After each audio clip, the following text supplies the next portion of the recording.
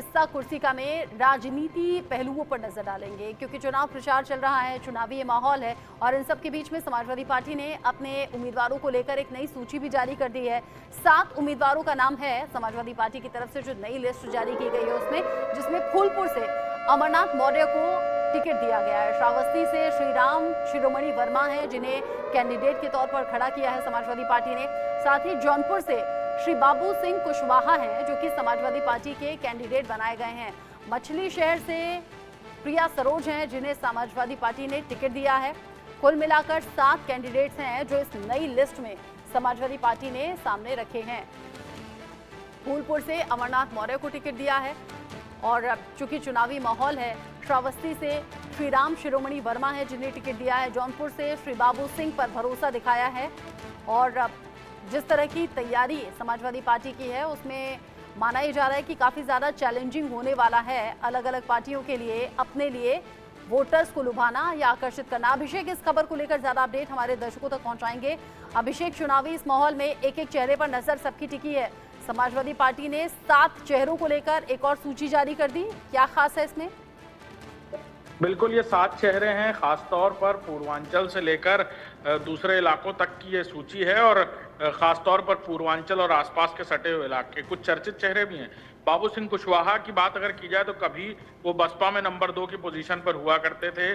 जब काशीराम ने कमान संभाली थी, बसपा को तैयार किया था एज अ पॉलिटिकल पार्टी और फिर जिस तरह बसपा चुनाव लड़ी, पहली बार गठबंधन में सरकार बनाने में कामयाब हुई थी उत्तर प्रदेश में, उस वक्त भी बाबू सिंह कुशवाहा उन शख्स में से थे जो काशीराम के सबसे करीबियों में से एक थे। और फिर बसपा सरकार बनने के बाद जब मायावती मुख्यमंत्री बनी तब भी वो दूसरे नंबर पर हुआ करते थे। उसके बाद उन्होंने पार्टी छोड़ी और अब वो समाजवादी पार्टी के साथ कैंडिडेट के रूप में, इससे पहले भी वो चुनाव लड़ चुके हैं लेकिन अपनी एक पार्टी बनाकर। और अब ये कहा जा रहा है कि बाबू सिंह कुशवाहा और साथ ही साथ मछली शहर और आसपास के जो इलाके हैं, जौनपुर से खासी चर्चाएं थी पहले धनंजय सिंह की, फिर धनंजय सिंह के एक मामले में उन्हें जेल जाना पड़ा और फिलहाल ये कहा जा रहा था कि समाजवादी पार्टी से भी उनकी करीबियां बढ़ रही हैं, लेकिन समाजवादी पार्टी ने दांव नहीं खेला है।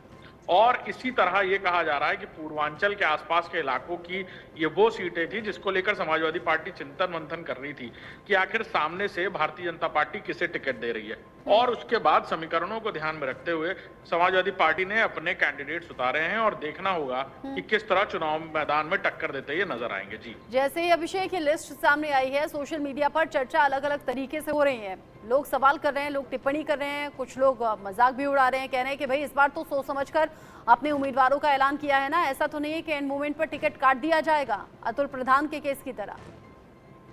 बिल्कुल, ना सिर्फ अतुल प्रधान बल्कि और भी ऐसे केसेस, मतलब 2 सीटों पर कुल की अगर बात की जाए तो रामपुर और मुरादाबाद में जिस तरह की असमंजस की स्थिति समाजवादी पार्टी को देखने को मिली और अब ये ट्रोल होना बिल्कुल निश्चित था कि 3 सीटों पर, वो भी पश्चिमी उत्तर प्रदेश की अहम सीटों पर भारतीय जनता पार्टी के सामने चुनाव लड़ने की बातें कहकर इंडिया गठबंधन में शामिल होने के बाद समाजवादी पार्टी की तरफ से इसे बचकाना पर नहीं तौर पर कहा जा सकता है कि ठीक नॉमिनेशन के दिन उनके बिना इजाजत के लोग नॉमिनेशन फाइल कर रहे हैं। समाजवादी पार्टी से 3-4 लोग नॉमिनेशन फाइल कर चुके थे और उसके बाद अंतिम समय पे अखिलेश यादव को ये निर्णय लेना पड़ा।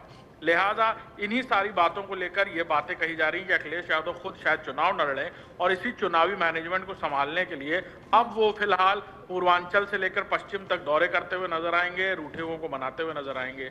और इस लिस्ट में भी ये बात देखी जा रही है कि वो लोग जो अखिलेश यादव की पूरी तरह बातचीत में भरोसेमंद लोग हैं, उन्हें चुनाव में मौका दिया गया है। देखना होगा कि असमंजस की स्थिति कहीं उनको ना सामना करना पड़े, कैंडिडेट्स को ना सामना पड़े। एक तरफ तो बीजेपी है, संकल्प पत्र आज जारी कर दिया है, उसकी चर्चा भी खूब लोगों के जरिए हो रही है और अब समाजवादी पार्टी की इस लिस्ट पर भी जिस तरह की टिप्पणी की जा रही है, अभिषेक भी बता रहे हैं कि इस तरह की टिप्पणी लाजमी थी। अब एक तरफ एनडीए है, एक तरफ इंडिया अलायंस है, देखते हैं भरोसा ज्यादा किस तरफ लोगों का रहता है। बहुत शुक्रिया अभिषेक, अभी के लिए ये अपडेट हमारे दर्शकों तक पहुंचा।